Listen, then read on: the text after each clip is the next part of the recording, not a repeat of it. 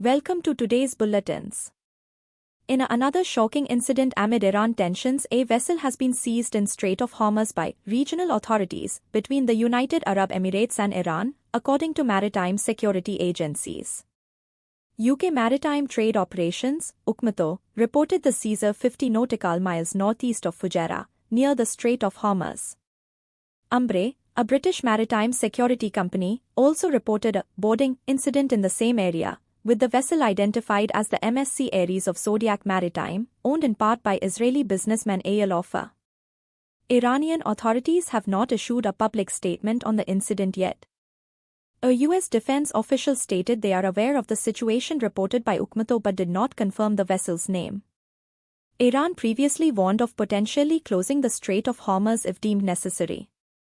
This year is concerning with regard to maritime security in general. The ICC International Maritime Bureau, IMB, raises concern on the continued acts of maritime piracy off the coast of Somalia in its first quarter report for 2024. A total of 33 incidents of piracy and armed robbery against ships were recorded in the first 3 months of 2024, an increase from 27 incidents for the same period in 2023. Of the 33 incidents reported, 24 vessels were boarded, 6 had attempted attacks, 2 were hijacked and 1 was fired upon. Violence towards crew continues with 35 crew members taken hostage, 9 kidnapped and 1 threatened. The Q1 report highlights the continued threat of Somali piracy incidents with 2 reported hijackings. In addition, 1 vessel each was fired upon, boarded and reported an attempted approach. These incidents were attributed to Somali pirates who demonstrate mounting capabilities, targeting vessels at great distances, from the Somali coast. A Bangladesh-flagged bulk carrier was hijacked on 12 March and its 23 crew were taken hostage by over 20 Somali pirates. The vessel was underway approximately 550 nautical miles, (nm), from Mogadishu while en route from Mozambique to the United Arab Emirates. The IMB is aware of several reported hijacked dhows and fishing vessels, which are ideal mother ships to launch attacks at distances from the Somali coastline. IMB has commended the timely and positive actions from authorities ensuring the release and safety of the crew.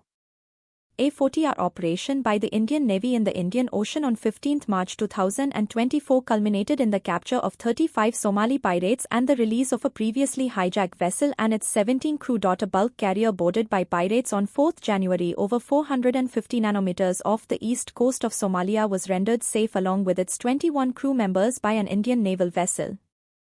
The ongoing Red Sea diversions are placing pressure on container lines to increase their ship capacity to maintain the same cargo volume. Heightened security concerns, worsened by coalition airstrikes in Yemen, have resulted in a significant surge in spot container freight rates. Moreover, this security situation is driving up rental prices for chartering ships.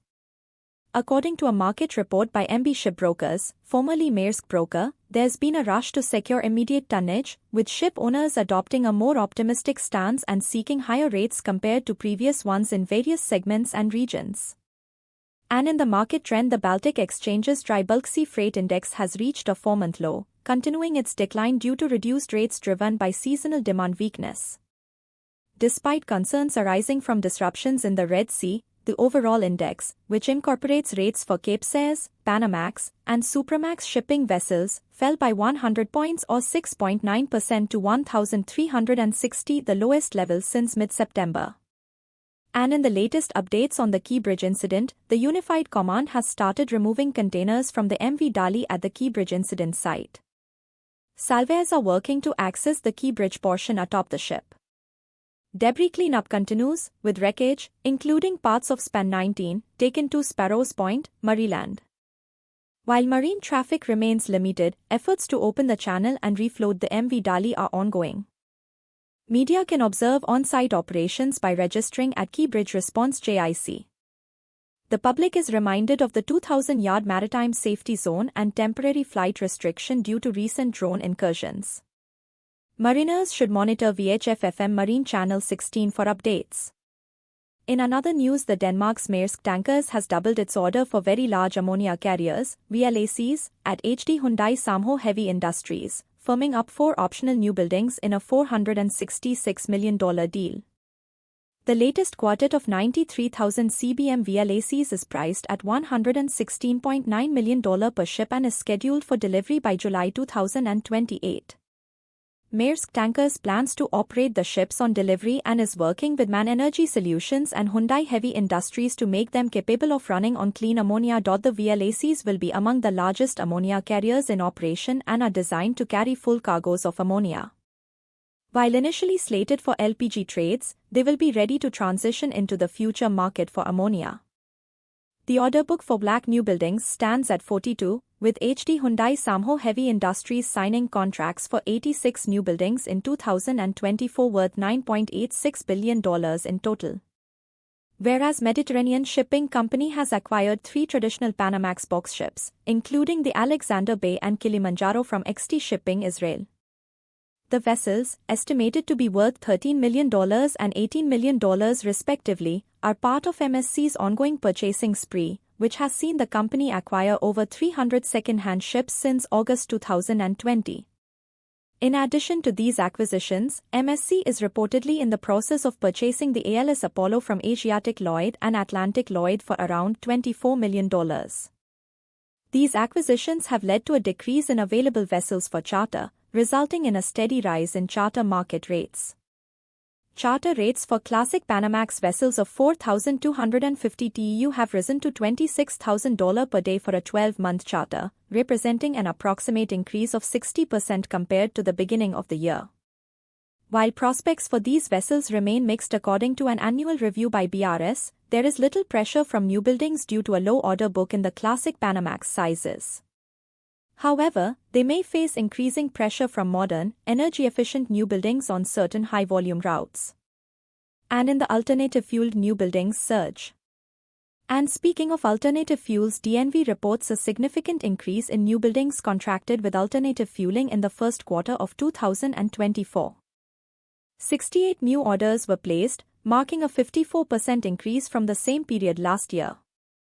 The alternative fueled fleet is expanding rapidly, with the LNG fleet in operation more than doubling since 2021. According to DNV's Global Decarbonization Director, Jason Stephanetos, the order book includes 269 methanol-fueled vessels and 16 ammonia-fueled vessels.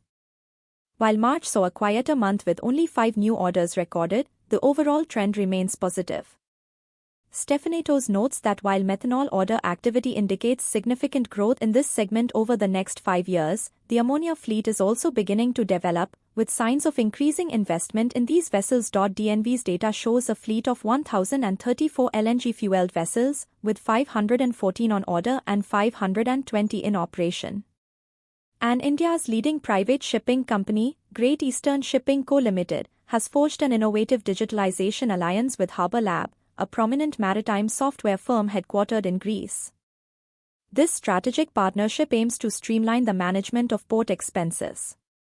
Under this collaboration, Great Eastern Shipping will utilize Harbour Lab's comprehensive suite of tools and solutions for all their commercial and husbandry port visits. Significantly, this collaboration signifies a major achievement for Harbour Lab, as it represents the initial integration with both a voyage management system, VESO, and an accounting system, SAP, in a seamless end-to-end process. And in the other news about. That concludes today's Maritime Bulletin. Stay tuned for more updates.